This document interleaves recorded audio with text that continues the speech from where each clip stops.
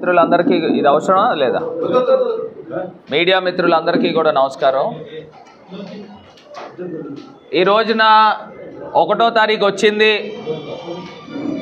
అవ్వాతాతలు, వృద్ధులు, వికలాంగులు, దివ్యాంగులు వీళ్ళందరూ కూడా మా జగనన్న నా కొడుకు, పెద్ద కొడుకు పెన్షన్ ఎప్పుడు ఇస్తాడు అని ఎదురు చూస్తూ ఉన్నారు. నెల రోజుల పాటు, ఏదో ఒక్కరోజు ఎదురు చూడడం కాదండి, 3000 రూపాయల గురించి 30 రోజుల నుంచి ఎదురు చూస్తూ ఉంటారు. తెల్లవారుజామున 6 గంటలకి వాలంటీర్ పిల్లలు లక్ష్మీదేవిలాగా ప్రతి ఇంటికి కూడా తలుపు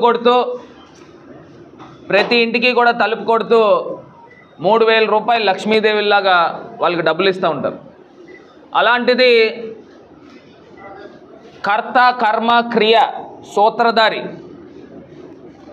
నారా చంద్రబాబు నాయుడు గారు, నిమ్మగడ్డ రమేష్ గారు వీళ్ళందరూ కూడా ఒక కుట్ర పన్ని, ఇవాళ ఎండాకాలం అండి, 42 డిగ్రీలు నాకు తెలిసి ఉన్నట్టుంది. మాలాంటి వాళ్ళమే ఎండలోకి వెళ్తుంటే ఉండలేకపోతూ ఉన్నాం. ఈ చంద్రబాబు నాయుడు గారు ఎంత కక్ష కట్టారో అవ్వాతాతల పైన ఒక్కసారి ఆంధ్రప్రదేశ్ రాష్ట్ర ప్రజలందరూ కూడా మరి గమనించమని కోరుతా ఉన్నాం. అసలు ఎంత దారుణం అండి. ఈ వాలంటీర్ పిల్లలు ఏదన్నా ఈ 3 నెలల నుంచి ఏమన్నా తీసుకొచ్చి పెన్షన్లు ఇస్తున్నారా? 4.5 సంవత్సరాల నుంచి సుమారుగా 66 ఇంతమందికి 4.5 సంవత్సరాల నుంచి డబ్బులు ఇస్తూ ఉన్నారే. ఇవాళ కొత్తగా ఏమొచ్చింది? ఇవాళ నేను ఒక్కటే ఎలక్షన్ కమిషన్ కూడా ఒక్కసారి ఆలోచన చేయమని కోరుతా ఉన్నా. ఒకటే అంశం చెప్తా ఉన్నా. మీరు ఫామ్ 12/D ఏదైతే మీరు పేర్కొన్నారో 85 సంవత్సరాలు పైబడిన వృద్ధాప్యంలో ఉన్న వృద్ధులకి ఇంటికే తీసుకువెళ్ళి ఓటు వేయించే provision election commission of India మీరు కల్పించారు. మరి ఇవాళ పెన్షన్ తీసుకునే వాళ్ళు వృద్ధాప్యంలో లేనివారా అని అడుగుతా ఉన్నా. అందరూ కూడా రిటైర్మెంట్ అయిపోయిన వాళ్ళే కదా, వాళ్ళు ఎవరు లెగలేని వాళ్ళు ఉన్నారు. అందులో చాలామంది ఎండ దెబ్బకి గతంలో కూడా మనం చూసాం, ఎన్నో న్యూస్ పేపర్లలో చూసాం. ఎండ దెబ్బకి అక్కడికక్కడే పడిపోయి చనిపోయిన వాళ్ళని కూడా చాలామందిని చూసాం.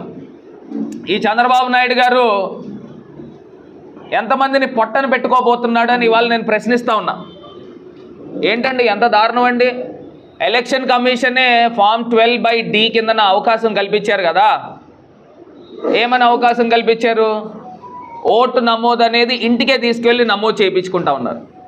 మరి అలాంటి పరిస్థితుల్లో ఈ యొక్క పెన్షన్ అనే 3000 రూపాయలు ఇచ్చే పెన్షన్ ఇంటికి తీసుకువెళ్ళి ఇస్తే తప్పేంటి అని అడుగుతా ఉన్నా. ఈ 4.5 సంవత్సరాలు ఇట్లానే చేసినాం కదా. ఇవాళ కొత్తగా ఏదో ఎలక్షన్స్ వచ్చాయని చేసిన కార్యక్రమం కాదు కదా. మరి ఇవాళ ఈ కార్యక్రమం చేస్తూ ఉంటే ఎందుకు అడ్డుకుంటున్నారని ఇవాళ నేను సూటిగా ప్రశ్నిస్తూ ఉన్నా. చంద్రబాబు నాయుడు గారు ఇప్పటికైనా కడుపు చల్లారిందా? కడుపు మంట తీరిందా?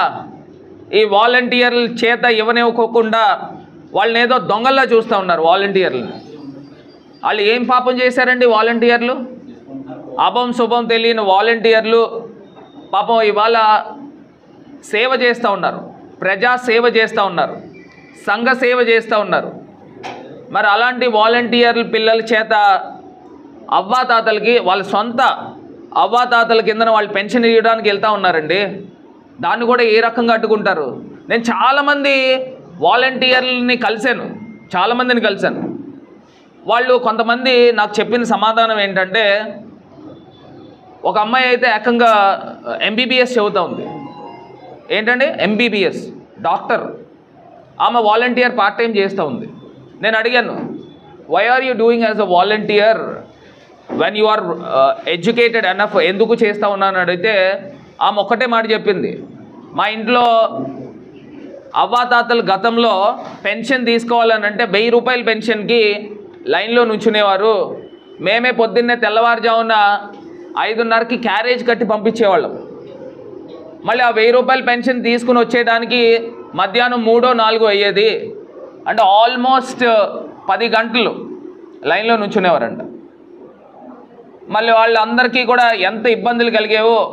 సో అలాంటి ఇబ్బందులు ఆంధ్రప్రదేశ్ రాష్ట్రంలో అవ్వాతాతలకి జరగకూడదు అని నేను స్వచ్ఛందంగా నేను వాలంటీర్ పార్ట్ టైం చేస్తున్నానని ఆ అమ్మాయి చెప్పింది.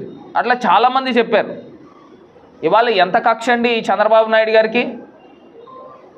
ఒకసారి ఆంధ్రప్రదేశ్ రాష్ట్రంలో ఉన్న, నేను చెప్పేది పెన్షనర్స్ ఒక్కరికే చెప్పట్లా, మానవత్వం ఉన్న ప్రతి మనుషులకి కూడా చెప్తా ఉన్నా. మళ్ళీ చెప్తున్నా, ఐ రిపీట్, మానవత్వం ఉన్న ప్రతి మనుషులకు కూడా నేను ఒక్కటే మాట చెప్తా ఉన్నా.